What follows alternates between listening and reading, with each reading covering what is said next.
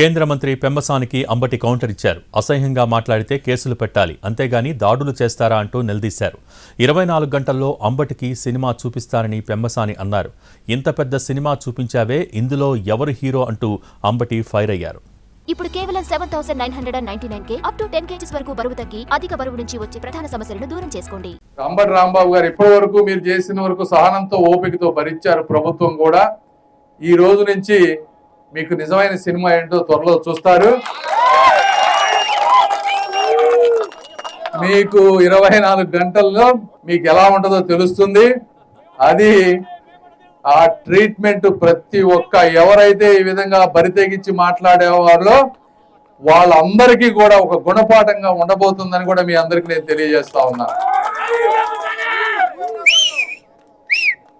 కార్యకర్తలందరూ కూడా తిరగబడదామంటే వద్దు కాదు అని చెప్పి చట్టబద్ధంగా వెళ్దామని నిర్ణయించాం. చట్టబద్ధంగా వెళ్తారు.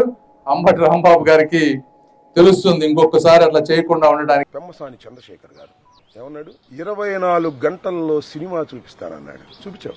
24 గంటల్లో కాదు, సినిమా పెద్ద సినిమా చూపించావు. బా ఎంత సినిమా చూపించావు? 18 రోజులు సినిమా చూపించావు. నా ఇల్లు పగలగొట్టడంలో సినిమా చూపించావు. నా కార్లు ధ్వంసం చేయడంలో సినిమా చూపించావు. నా ఆఫీసు ధ్వంసం చేయడంలో సినిమా చూపించావు. నా భార్య బిడ్డలు ఇంట్లో ఉంటే తరిమి కొట్టే సినిమా చూపించావు. లాకప్ లో పడేసే సినిమా చూపించావు.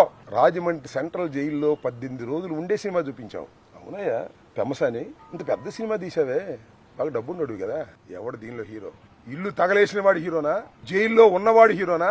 ఎక్కడో ఉండి మానిటర్ చేశావే, ఎవరు హీరో? 18 రోజులు జైల్లో ఉన్నవాడు హీరోనా? జైల్లో పెట్టిన వాళ్ళు హీరోనా? ఎవరు హీరో? ఆలోచించుకో. ఇంత పెద్ద సినిమా తీసి మీరు విలన్లు అయ్యారు. 18 రోజులు పెట్టడం కాదు, 7-8 గంటల సేపు ఇక్కడ ఉండి కరాలనిపించం చేశారు పోలీసులతో ఏకమైపోయి. ఎవరు హీరో? ఎవరు దీనిలో విలన్స్? ఎవరు? ప్రజలు గమనిస్తున్నారని కూడా ఈ సందర్భంగా